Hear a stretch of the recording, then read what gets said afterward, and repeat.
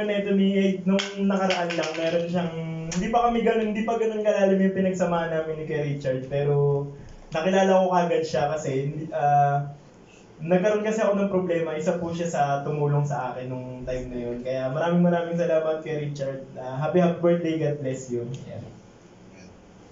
Richard, yeah. Una sa lahat, maraming salamat sa pag-invite. And of course, hindi lang dahil sa birthday mo, kundi pakilala sa yung mga churchmate na kami sa nananampalataya sa maraming salamat kay Richard. Happy birthday. Dalangin ko na sana matupad mo lahat ng mga wishes mo at sana magkatotoo at alam namin na andito lang kami lagi para sa iyo. Hi Richard, happy birthday. Nakasama ko sa dance. Sa grupo po kami ng nasa entertainment. So, ang message ko lang is a message and a reminder that Jesus Christ has unlimited provisions, unlimited grace, unlimited blessings. So, there are times na we have to accept that there are bad days and there's a lot of good days. God has something better plans for each and every one of us. Amen. Happy birthday. Kapag may problema ako, nandyan siya palagi. Ilang taon na rin, nung siya naman may problema, actually, nasa akin siya.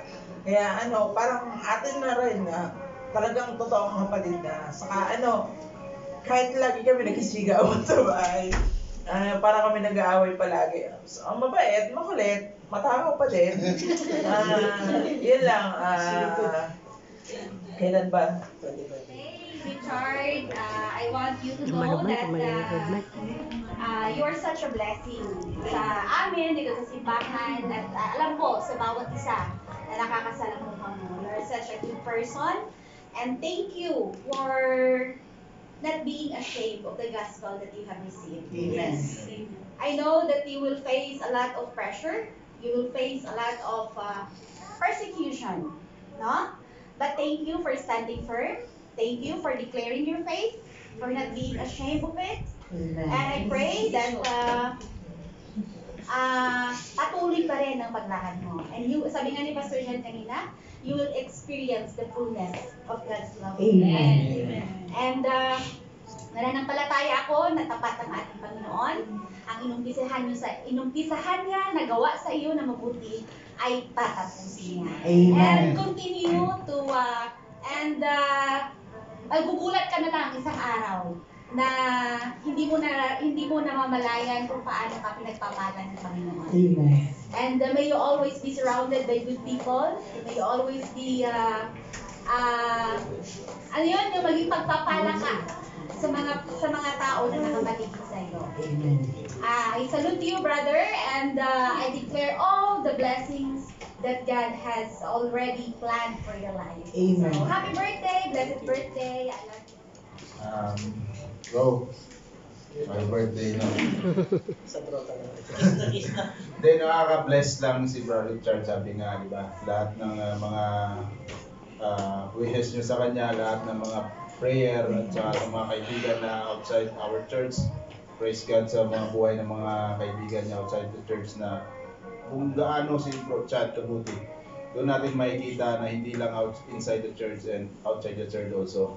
Amen. So bro, masasabi ko lang salamat sa pag-attend sa iyo. Kasi totoo lang po is napakabuti ng puso ni Bro Richard kasi nga nung nangangailangan ng simbahan ng transport ministry, di siya nagdalawang isip na mag-commit ng kanyang sarili, yung oras, at nandun yung kanyang faithfulness kung paano nakadahil nga kami part of transport ministry. Nakaka-bless, kaya lagi namin pinag-pray na sabi namin na nakagalak kami na masundo namin kayo madala dito sa Bulwagan dito. Kasi yun po yung nais ng Panginoon sa atin na to serve din, sama-sama tayo. And Bro Chad, maraming salamat at i-declare blessings sa iyo at yun nga kung anong desire ng inyong puso, nawa ay katagpuin ito ng ating Panginoon at ang iyong plano sa buhay na patuloy na ang Panginoon ang siyang manguna sa iyo at patuloy na lumakad ka sa kanyang katwiran. We pray na lahat ay blessings in abundant ay maranasan mo ito sa patuloy na pagpapagal sa ating Panginoon. Amen. Yun lang yung aking I agree and say yes and amen to the declaration of Ate Faye, Kuya Chad. Yes, the Lord has a good and a perfect plan for your life, no? So, tanggapin mo yan at maraming salamat sa buhay mo. Tunay na pagpapala ka sa Dunamis Jeddah. And my prayer and my declaration for you is that you will grow in your faith more, deeper. Yung mas kilalanin mo pa ang Panginoon sa buhay mo. At yung joy, na ang prayer ko talaga is yung joy mo sa pagsisilbi sa Panginoon, yung joy mo sa pagsisilbi sa wala. Yung pag-ibig na totoo. Kasi kung nandoon yung pag-ibig at joy, hindi ka mapapagod, kapatid. Salamat sa buhay mo, tunay na pagpapala ka. And I pray, yung sinabi nga ni Pastor Jan, no? 34? Bata pa yan. Bata pa yan. No? Yun nga, talagang yes, seek God. Talagang tunay na patuloy mo lang isik ang Panginoon. Diba? Seek the Lord in everything. At paunti-unti yan. Yung plano na talagang inilaan ng Panginoon sa'yo, ibibigay niya. Yung pagpapala na yan. So, God bless you. Happy birthday, Kuya. We love you by the love of Happy birthday, Kuya Chad. Ano bang mag-message ko? Hindi naman kami talaga close ni Kuya Chad din last month. Yun. Ang prayer ko lang sa'yo, Kuya Chad, alam mo yan na maging happy ka always. Happy na. Happy na? Yun. Continue to be happy na kahit na may mga slight na pagsubok ka na pag nakakaharap, always lumapit ka lang sa Panginoon. And thank you for being a good listener. Thank you for being a open book sa buhay mo, sa akin. And thank you for... Magpapaalam na ba ito? Hindi, thank you for being mabait na kuya sa akin. Yun lang. Then, yun. Happy birthday. Sana ko ay magandang buhay, no? At yung plano mo ay ang matupad ng disenyo ng Panginoon sa iyong buhay na magamit ka sa ministry. Wherever you go, sa ministry ka, makikita ko pa rin sa lugar na saan ka talagang secure, no? Yung iglesia ng Panginoon. So I pray good health and safety sa hatid sundo sa amin, sa mga kapatiran, na hanggat nandito tayo, paggamit tayo sa Panginoon. Hanggat sa kanyang pagbalik. So once again, happy birthday and God bless you. Salamat po unang-una sa Panginoon dahil yun nga, kaya naman nasabi natin kanina, He is a blessing, He is an answer to all our prayers dahil talagang hindi kami masyadong magkakilala dito. So for almost 6 years, nakilala ko na ito si Chad. The time na talagang ini-invite ko lang, totoo lang po talaga yung sinabi niya nakaraan. Ini-invite ko lang po siya kapag ako po yung nagluluto. Totoo naman talaga, wala kasi akong patulong. Kaya lang nalalapitan ko. Hindi ko pwedeng hingin ng tulong iba, tapos sila magluto. So salamat talaga. Ma-introduce ka din, siyempre, sa kung ano yung Panginoon na hindi na namin. Meron kami, ang Diyos na meron kami sa buhay namin na gusto rin namin kilala mo rin siya. And God is so good talagang nakilala niya rin mo rin siya ang Diyos na buhay. Amen. So maraming salamat din sa lahat na kabutihan mo. I've seen all your ups and downs. At nagpapasalamat ako sa Panginoon dahil you never give up. Actually si Chad is BI siya sa akin. Hindi siya bad influence, better influence. Praise God. Kasi ang best influence natin ay si Lord lamang. So, ganun. Siya kasi yung parang frustrated na ako. Lahat ng meron siya ay wala ko yung pagbubuli, ganyan. Napakagaling mong bully. Actually, mabait ako dati.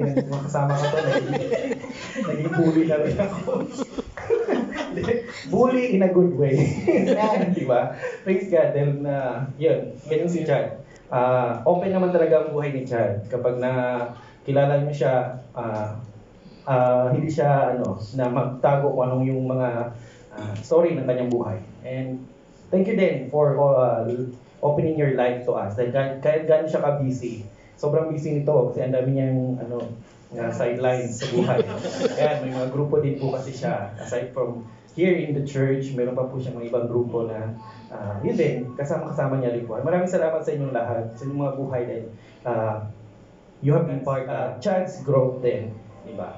Maraming salamat. Maraming salamat sa iyo, kapatid, kaibigan, at naway kung ano man yung mga inihiling mo sa iyong buhay, alam mo naman yun. Yun yung prayer ko din naman sa iyo. So, happy birthday. Psalms 37 verses 44 to 5 that commit yourselves to the Lord. Everything, no? Your ways, trust in Him, and He will do it for you. Ang iglesyang ito in behalf of everybody, salamat sa iyong commitment, no? Sa iyong service kay Lord. Kasi you are not just doing it for us, you are doing it to the Lord. At nakikita ng Panginoong Diyos yan. And you will see what He will do for you. You are the handiwork of God. Kasi you are very talented. But more than that, sana makita mo yung purpose ng God sa buhay mo. Na not just for the secular things that you do, but for His glory alone. Happy birthday. And really, I declare and decree God's abundant blessings in your life, good health always, at pag-iingatan ka ng Panginoong Diyos, saan ka man pumupunta sa paghahatid, pagsundo, pagpasok sa trabaho, amen, and really favor upon favor be upon you, most especially sa company mo, makita ng management yung ginagawa mo. You will see great things na gagawin ng Panginoong Diyos sa buhay mo. Happy birthday. Turo mo sa kahit Ziad, sa mga orasyon mo, na ngayon kinukulit na ako palagi sa mga orasyon. So salamat, and salamat minsan palagi mo siyang nag-advise. Salamat din kasi nakikinig siya sa'yo. At maraming salamat kasi totoong tao ka. Napakabuti ng puso mo. Super. Yung nag-reach out ako sa family mo, sa mga friends mo, doon ko nakilala kung sino talaga si Chad. Na hindi ko nakilala dito, but nakikilala ko siya through sa mga friends.